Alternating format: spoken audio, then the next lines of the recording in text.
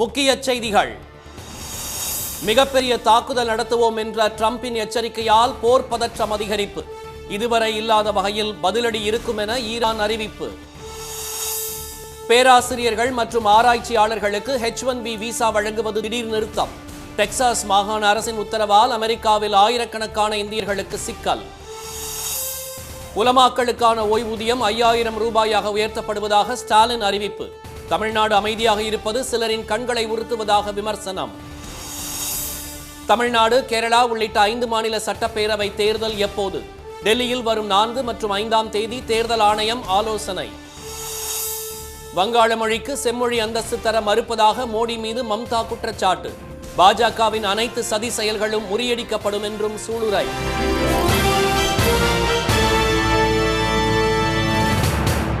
வணக்கம். ஈரானை நோக்கி மிகப்பெரிய கடற்படை வந்து கொண்டிருப்பதாக தெரிவித்துள்ள அமெரிக்க அதிபர் ட்ரம்ப் மிக மோசமான தாக்குதல் நடத்தப்படும் என்று எச்சரித்துள்ளார். ஈரானில் பொருளாதார வீழ்ச்சியை கண்டித்து அரசுக்கு எதிராக கடந்த மாதம் 28ஆம் தேதி முதல் பெரும் போராட்டம் நடைபெற்று வருகிறது. மத தலைவர் அயத்துல்லா கொமேனி பதவி விலக வலியுறுத்தி ஆயிரக்கணக்கானோர் நடத்திய கிளர்ச்சியில் அரசு கட்டடங்கள், வாகனங்கள் தீக்கிரையாயின. இதையடுத்து ஏற்பட்ட வன்முறை மற்றும் துப்பாக்கிச் சூட்டில் 5000த்திற்கும் மேற்பட்டோர் பலியானதாகவும் 30,000த்திற்கும் மேற்பட்டோர் பலியானதாகவும் இருவேறு தகவல்கள் வெளியாகியுள்ளன. கிளர்ச்சியில் ஈடுபட்டதாக கைது செய்யப்பட்ட 24,000த்திற்கும் மேற்பட்டோரை தூக்கிலிட அரசு முடிவு செய்ததற்கு கண்டனம் தெரிவித்த ட்ரம்ப் கிளர்ச்சியாளர்களுக்கு ஆதரவாக அமெரிக்கா தலையிடும் என்று எச்சரித்தார். மேலும் அர்மடா எனப்படும் போர் கப்பல்களின் பெரிய கடற்படை குழுவை ஈரானுக்கு அவர் அனுப்பி வைத்தார். இதனைத் தொடர்ந்து அமெரிக்காவின் விமானம் தாங்கி போர்க்கப்பலான ஆப்ரஹாம் லிங்கன் மற்றும் பிற கப்பல்களும் ஈரானை நோக்கி விரைந்துள்ளன. இதனால் மத்திய கிழக்கில் பதற்றம் ஏற்பட்டுள்ள நிலையில் அமெரிக்கா தாக்குதல் நடத்தினால் தக்க பதிலடி கொடுக்கப்படும் என்று ஈரான் எச்சரித்தது. இந்நிலையில் ஈரானை நோக்கி மிகப்பெரிய கடற்படை வந்து கொண்டிருப்பதாக ட்ரூத் சோஷியல் தளத்தில் ட்ரம்ப் கூறியுள்ளார். மிகுந்த சக்தி, உற்சாகத்துடன் அது வேகமாக வருவதாக அவர் தெரிவித்துள்ளார். வெனிசுலாவுக்கு சென்ற மிகப்பெரிய கப்பலான ஆப்ரஹாம் லிங்கன் வந்து கொண்டிருப்பதாகவும் தெரிவித்துள்ள ட்ரம்ப் அணு ஆயுதம் இல்லை என்ற பேச்சுவார்த்தைக்கு உடனடியாக வருமாறு ஈரானுக்கு அழைப்பு விடுத்துள்ளார். இல்லையென்றால் நள்ளிரவில் மிகப்பெரிய தாக்குதலை சந்திக்க நேரிடும் என்று அவர் எச்சரித்துள்ளார். ஈரானுக்கு மிகப்பெரிய சேதத்தை அது ஏற்படுத்தும் என்றும் அடுத்த தாக்குதல் மிக மோசமாக இருக்கும் என்றும் ட்ரம்ப் மிரட்டல் விடுத்துள்ளார். ஆனால் அமெரிக்காவுடன் பேச்சுவார்த்தை நடத்த யாரிடமும் கோரிக்கை விடுக்கவில்லை என்று ஈரான் வெளியுறவு அமைச்சர் அப்பாஸ் அரக்ஷி கூறியுள்ளார். ஆயுத பலத்தை காட்டி பேச்சுவார்த்தைக்கு வருமாறு மிரட்டல் விடுப்பதை ஏற்க முடியாது என்று அப்பாஸ் தெரிவித்துள்ளார். பரஸ்பர மரியாதையுடன் பேச்சுவார்த்தைக்கு தயாராக உள்ளதாகவும் அதே சமயம் தாக்குதல் நடத்தினால் முன் எப்போதும் இல்லாத அளவுக்கு பதிலடி கொடுக்கப்படும் என்று ஈரான் எக்ஸ் தளத்தில் எச்சரித்துள்ளது. ஈராக் மற்றும் ஆப்கானிஸ்தான் மீது போர் தொடுத்து செய்த தவறால் 7000 அமெரிக்கர்கள் கொல்லப்பட்டதுடன் $7 டிரில்லியன் இழப்பும் அமெரிக்காவுக்கு ஏற்பட்டதாக அந்நாடு சுட்டிக்காட்டியுள்ளது. இந்நிலையில் ஈரான் மீது போர் தொடுப்பது தவறான செயல் என்று தெரிவித்துள்ள துருக்கி வெளியுறவுத்துறை அமைச்சர் ஹக்கன் ஃபிடனி பேச்சுவார்த்தை மூலம்தான் பிரச்சினைக்கு தீர்வு காண வேண்டும் என்று கூறியுள்ளார். பேராசிரியர்கள் மற்றும் ஆராய்ச்சியாளர்களுக்கு H1B விசா வழங்குவதை உடனடியாக நிறுத்தி வைக்குமாறு அமெரிக்காவின் டெக்சாஸ் மாகாண அரசு உத்தரவிட்டுள்ளதால் ஆயிரக்கணக்கான இந்தியர்கள் பாதிக்கப்படும் சூழல் உருவாகியுள்ளது. அமெரிக்கா, இந்தியா இடையிலான நட்புறவு பாதிக்கப்பட்டுள்ள சூழலில் பணிக்காக வரும் வெளிநாட்டினரின் குடியேற்றத்தை கட்டுப்படுத்தும் வகையில் புதிய சட்டங்கள் அமல்படுத்தப்பட்டுள்ளன.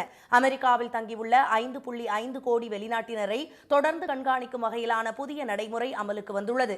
கடந்த ஆண்டு செப்டம்பர் 19ஆம் தேதி புலம்பெயர்ந்தோர் அல்லாத தொழிலாளர்களின் நுழைவு கட்டுப்பாடு என்ற புதிய சட்டத்தில் ட்ரம்ப் கையெழுத்திட்டார்.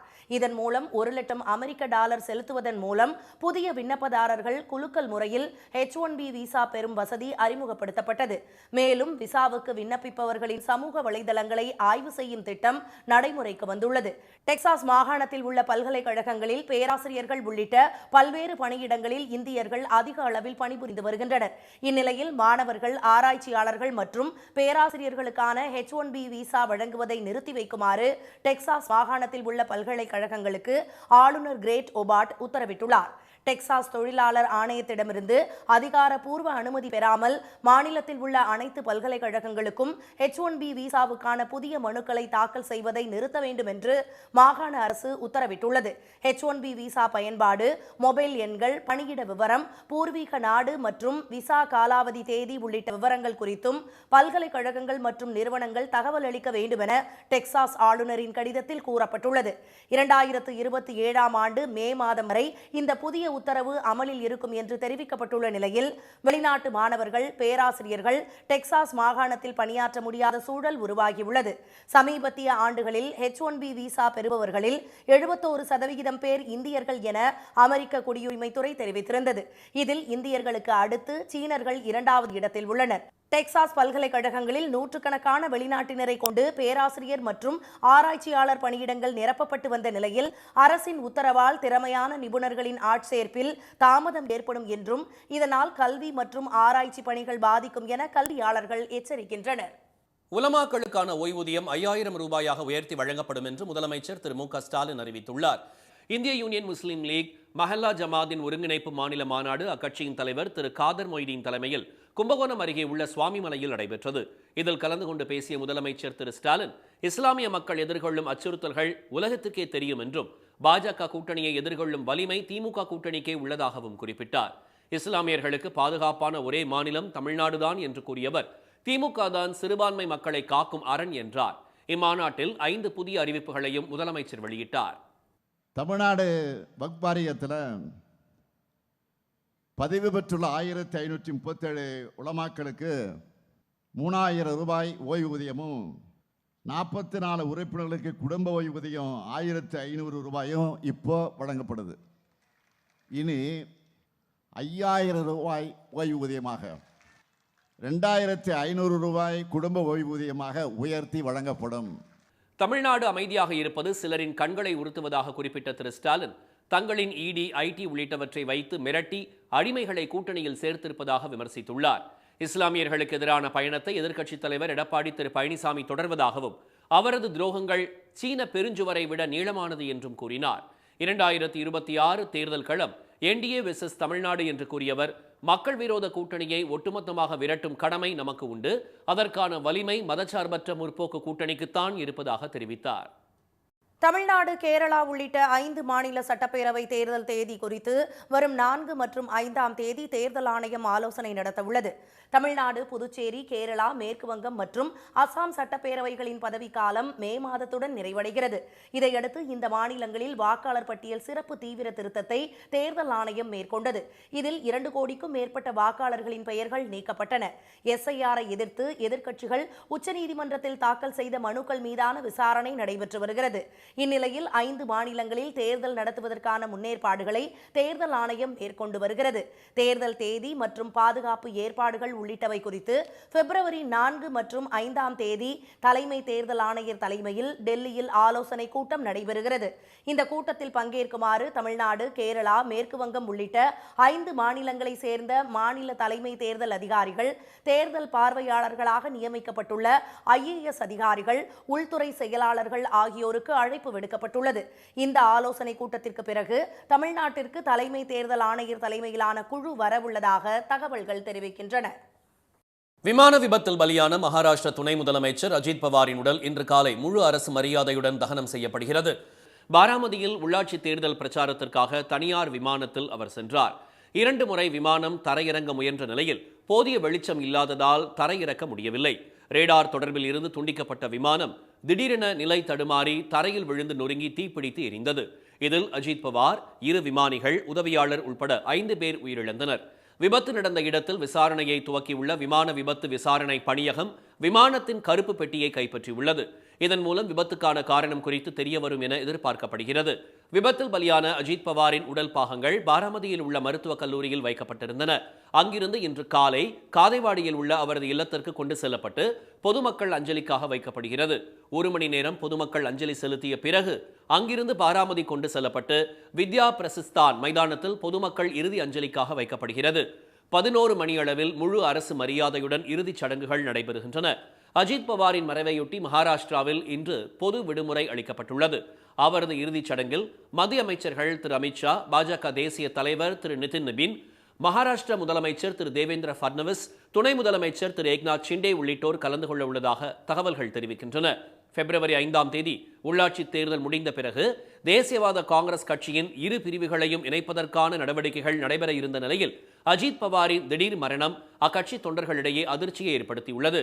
அஜித் பவார் தலைமையிலான தேசியவாத காங்கிரஸ் கட்சிக்கு புதிய தலைவர் தேர்வு செய்யப்பட்ட பிறகே மீண்டும் இணைப்பு குறித்த பேச்சுவார்த்தை தொடங்கும் என்று அக்கட்சியின் தலைவர்கள் கூறியுள்ளனர். தலைவர் பதவிக்கு அஜித் பவாரின் மனைவியும் மாநிலங்களவை உறுப்பினருமான திருமதி சுனேத்ரா தேர்வு செய்யப்படலாம் என தகவல்கள் தெரிவிக்கின்றன.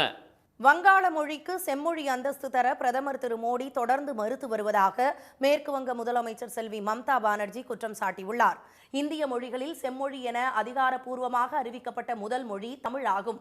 முன்னாள் முதலமைச்சர் கலைஞர் எடுத்த தொடர் முயற்சிகளின் காரணமாக 2004ஆம் ஆண்டு ஜூன் 6ஆம் தேதி அப்போதைய குடியரசுத் தலைவர் அப்துல் கலாம் தமிழ் மொழியை செம்மொழியாக அதிகாரப்பூர்வமாக அறிவித்தார்.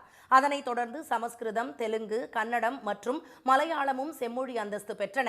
இந்நிலையில் நாட்டின் பழமையான மொழிகளில் ஒன்றான வங்காள மொழிக்கு செம்மொழி அந்தஸ்து அளிக்க வேண்டும் என்ற கோரிக்கை வலுத்த நிலையில் அது குறித்து மத்திய அரசு பரிசீலித்தது. பலமுறை பிரதமர் திரு மோடி இது தொடர்பாக முதலமைச்சர் மம்தா பானர்ஜிக்கு கடிதம் எழுதியிருந்தார்.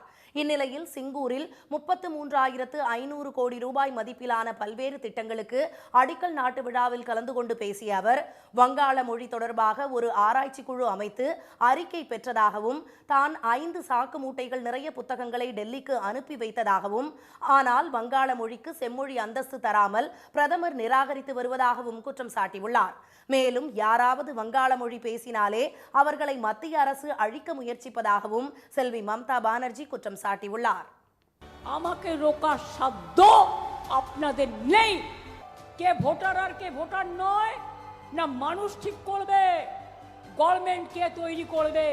এটা গণতন্ত্র, এটা একনায়কতন্ত্র নয়, এটা স্বৈরতন্ত্র নয়।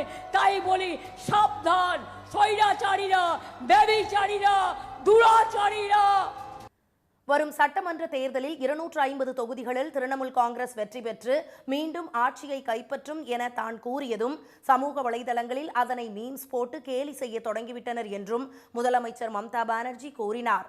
சிங்கூர் உள்ளிட்ட பகுதிகளில் வெள்ளத்தால் ஏற்படும் பாதிப்புகளை தடுக்க நடவடிக்கை எடுக்குமாறு 10 ஆண்டுகளாக மத்திய பாஜக அரசுக்கு கடிதம் எழுதியும் எந்த பயனும் இல்லை என்றும் அவர் தெரிவித்தார். இதேபோல் இலவச வீடு கட்டும் திட்டத்தின் கீழ் ஓரிரு நாட்களுக்கு முன்பு 12 லட்சம் வீடுகளை பயனாளிகளுக்கு வழங்கியதாக குறிப்பிட்ட மம்தா பானர்ஜி, மத்திய அரசு அவற்றுக்கு 1 ரூபாய் கூட வழங்கவில்லை என புகார் கூறினார். வாக்காளர் பட்டியல் சிறப்பு தீவிர திருத்தத்தை எதிர்த்து மக்கள் ஆதரவுடன் பாஜக அரசின் முயற்சிகளை நீதிமன்றத்தில் முறியடிப்போம் என்றும் அவர் குறிப்பிட்டார். காஞ்சிபுரம் வரதராஜ பெருமாள் கோயிலில் பிரபந்தம் பாடுவதில் வடகலை மற்றும் தென்கலை பிரிவினருக்கு இடையிலான பிரச்சனையை சரி செய்ய ஓய்வு பெற்ற நீதிபதி திரு சஞ்சய் கிஷன் கவுலை நடுவராக நியமித்து உச்சநீதிமன்றம் உத்தரவிட்டுள்ளது. புகழ்பெற்ற காஞ்சிபுரம் வரதராஜ பெருமாள் கோயிலில் பிரபந்தம் பாட தென்கலை பிரிவினருக்கு மட்டும் அனுமதி வழங்கி 2022ஆம் ஆண்டு கோயில் உதவி ஆணையர் உத்தரவு பிறப்பித்தார். இந்த நடவடிக்கைக்கு எதிராக தொடர்ந்த வழக்கை விசாரித்த உயர்நீதிமன்றம் முதல் 3 வரிசைகளில் தென்கலை பிரிவினரும் அவர்களுக்கு பின்னர் வடகலை பிரிவினரும் அமர வேண்டும் என்றும், அதேபோன்று முதலில் தென்கலை பிரிவினர் அவர்களுக்கான பாடல்களை படிக்கவும், பின்னர் வடகலை பிரிவினர் ராமானுஜரின் பாடல்களை படிக்கவும், இதைத் தொடர்ந்து 2 பிரிவினரும் இணைந்து 4000 திவ்ய பிரபந்தம் பாடவும் உத்தரவிட்டிருந்தது. இந்நிலையில் காஞ்சிபுரம் வரதராஜ பெருமாள் கோயிலில் வடகலை பிரிவினரும் பிரபந்தம் பாட அனுமதித்த தனி நீதிபதியின் முந்தைய உத்தரவை ரத்து செய்து சென்னை உயர்நீதிமன்றம் அண்மையில் உத்தரவிட்டது. இதனை எதிர்த்து உச்சநீதிமன்றத்தில் மேல்முறையீடு செய்யப்பட்டுள்ளது. இம்மனுவை விசாரித்த உச்சநீதிமன்ற தலைமை நீதிபதி திரு சூரியகாந்த் அமர்வு இரு தரப்பிற்கும் இடையில் உள்ள பிரச்சனைகளை சரி செய்ய உச்சநீதிமன்ற முன்னாள் நீதிபதி திரு சஞ்சய் கிஷன் கவுலை நடுவராக நியமித்துள்ளது. தேவைப்பட்டால் கூடுதலாக 2 பேரை அவர் நியமித்துக் கொள்ளலாம் என்றும் உச்சநீதிமன்றம் தெரிவித்துள்ளது. ராமானுஜரின் சீடர்களிடையே இத்தகைய பிரச்சனை மத மோதலாக உருவாவதை அனுமதிக்க கூடாது என்றும் சகோதரத்துவத்தை நீதிமன்றம் எதிர்பார்ப்பதாகவும் தலைமை நீதிபதி குறிப்பிட்டார். இந்த விவகாரத்தில் பிரச்சனை தீரும் வரை தற்போதைய நிலையை தொடர வேண்டும் என்றும், கோவிலுக்குள் காவல்துறையினர் கட்டாயம் நுழையக்கூடாது என்றும், அவ்வாறு நுழைந்தால் அது அமைதியை பாதுகாப்பதற்கு பதிலாக நிலைமையை மோசமாக்கிவிடும் என்றும் தலைமை நீதிபதி குறிப்பிட்டார். மேலும் வழக்கின் விசாரணையை உச்சநீதிமன்றம் ஒத்திவைத்தது. தமிழ்நாட்டில் டெட் எனப்படும் ஆசிரியர் தகுதி தேர்வுக்கான தேர்ச்சி மதிப்பெண்கள் 5% குறைத்து அரசாணை வெளியிடப்பட்டுள்ளது. கட்டாய கல்வி உரிமை சட்டத்தின்படி 1 முதல் 8ஆம் வகுப்பு வரை பணியாற்றும் இடைநிலை ஆசிரியர்கள் டெட் தேர்வில் கட்டாயம் தேர்ச்சி பெற வேண்டும். அந்த வகையில் அரசு பள்ளிகளில் ஆசிரியர்களாக பணியாற்ற ஆசிரியர் தகுதி தேர்வு கட்டாயம் என்ற நிலை நடைமுறையில் உள்ளது. ஆசிரியர் தேர்வு வாரியத்தால் நடத்தப்படும் டெட் தகுதி தேர்வில் மொத்தம் 150 மதிப்பெண்களுக்கு பொது பிரிவினர் 60% மதிப்பெண் மதிப்பெண்ணும் BC, MBC, DNC, SC, ST பிரிவினருக்கு 55% எடுத்தால் தேர்ச்சி பெறலாம். இந்நிலையில் ஆசிரியர் தகுதி தேர்வு தேர்ச்சி மதிப்பெண்கள் 5% குறைத்து பள்ளிக்கல்வித்துறை அரசாணை வெளியிட்டுள்ளது. அதில் குறிப்பிட்டுள்ளபடி பிற்படுத்தப்பட்டோர், மிகவும் பிற்படுத்தப்பட்டோர், சீர்மரபினர், இஸ்லாமியர்கள் உள்ளிட்ட பிரிவினருக்கு 55% இருந்த மதிப்பெண் 50% குறைக்கப்பட்டுள்ளது. எஸ்சி, எஸ்டி பிரிவினருக்கு 45% இருந்த தேர்ச்சி மதிப்பெண் 40% குறைக்கப்பட்டுள்ளது. பொது பிரிவினருக்கான தேர்ச்சி மதிப்பெண் அதே 60% தொடர்வதாக அறிவிக்கப்பட்டுள்ளது. இந்த அரசாணை கடந்த ஆகஸ்ட் 11ஆம் தேதி தேர்வு எழுதிய தேர்வர்களுக்கும் ஆசிரியர்களாக தொடர்வதற்கு தகுதி தேர்வு எழுத உள்ள ஆசிரியர்களுக்கும் பொருந்தும் என்பது குறிப்பிடத்தக்கது. தகுதிக்கேற்ற ஊதியம் வழங்க வேண்டும், அலுவலகத்தை நவீனமயமாக்க வேண்டும் என்பது உள்ளிட்ட 6 அம்ச கோரிக்கைகளை வலியுறுத்தி தமிழ்நாட்டில் கிராம நிர்வாக அலுவலர்கள் சங்கத்தினர் தொடர் காத்திருப்பு போராட்டத்தில் ஈடுபட்டனர். மயிலாடுதுறை, சீர்காழி, திருச்செங்கோடு என மாநிலம் முழுவதும் அந்தந்த வட்டாட்சியர் அலுவலக வளாகத்தில் நடைபெற்ற போராட்டத்தில் பணிகளை புறக்கணித்து கிராம நிர்வாக அலுவலர்கள் தங்களது கோரிக்கைகளை முன்வைத்தனர். சத்தியமங்கலம் வட்டாட்சியர் அலுவலகம் முன்பு நடைபெற்ற காத்திருப்பு போராட்டத்தில் புளியம்பட்டி, கடம்பூர், தாளவாடி பகுதி கிராம நிர்வாக அலுவலர்கள் பங்கேற்றனர். புதுக்கோட்டை, மேட்டூர், திருவாரூர் என பல்வேறு இடங்களில் நடைபெற்ற போராட்டத்தால் கிராம அளவிலான வருவாய்த்துறை பணிகள் பாதிக்கப்பட்டன. தென்மண்டலம் சார்பில் சென்னையில் நாளை காத்திருப்பு போராட்டம் நடத்த கிராம நிர்வாக அலுவலர்கள் சங்கத்தினர் முடிவு செய்துள்ளனர். பொள்ளாச்சி அருகே கோவை நாட்டிய கலாஷேத்ராவை சேர்ந்த 51 மாணவிகள் மண்பானை மீது நின்றபடி 30 நிமிடங்கள் தொடர்ந்து பரதநாட்டியம் ஆடி உலக சாதனை படைத்தனர். ஆனைமலை அருகே நடந்த இந்த நிகழ்ச்சியில் இறைவணக்க பாடல்களுக்கு பள்ளி, கல்லூரி மாணவிகள் நடனமாடிய நிகழ்வு குளோபல் உலக சாதனை புத்தகத்தில் இடம் பிடித்தது. ராணிப்பேட்டை மாவட்டம் சிப்காட் அருகே பெல் பகுதியை சேர்ந்த 7 வயது சிறுமி நிதர்சனா இடைவிடாமல் தொடர்ந்து 3 மணி நேரம் பரதநாட்டியம் ஆடி உலக சாதனை படைத்துள்ளார். பரதநாட்டிய கலையில் சாதனை செய்யும் நோக்கில் சிறுமி பல்வேறு பாடல்களுக்கு நடனமாடினார். இந்த சிறுமியின் முயற்சியை தி கிங்டம் வேர்ல்டு ரெக்கார்ட்ஸ் அமைப்பு உலக சாதனையாக அங்கீகரித்து பதக்கம் மற்றும் சான்றிதழ் வழங்கியது. மீண்டும் முக்கிய செய்திகள். ஈரானை நோக்கி மிகப்பெரிய கடற்படை வந்து கொண்டிருப்பதாக தெரிவித்துள்ள அமெரிக்க அதிபர் ட்ரம்ப் மிக மோசமான தாக்குதல் நடத்தப்படும் என்று எச்சரித்துள்ளார். பேராசிரியர்கள் மற்றும் ஆராய்ச்சியாளர்களுக்கு H1B விசா வழங்குவதை உடனடியாக நிறுத்தி வைக்குமாறு டெக்சாஸ் மாகாண அரசு உத்தரவிட்டுள்ளதால் அமெரிக்காவில் ஆயிரக்கணக்கான இந்தியர்கள் பாதிக்கப்படும் சூழல் உருவாகியுள்ளது. உலமாக்களுக்கான ஓய்வூதியம் 5000 ரூபாயாக உயர்த்தி வழங்கப்படும் என்று முதலமைச்சர் ஸ்டாலின் அறிவித்துள்ளார். இத்துடன் இந்த செய்திகள் நிறைவடைந்தன. மீண்டும் சன் டிவியில் செய்திகள் மாலை 6 மணிக்கு. செய்திகளை உடனுக்குடன் தெரிந்து கொள்ள QR கோடை ஸ்கேன் செய்து சன் நியூஸ் வாட்ஸ்அப் சேனலில் இணைந்திருங்கள். வணக்கம்.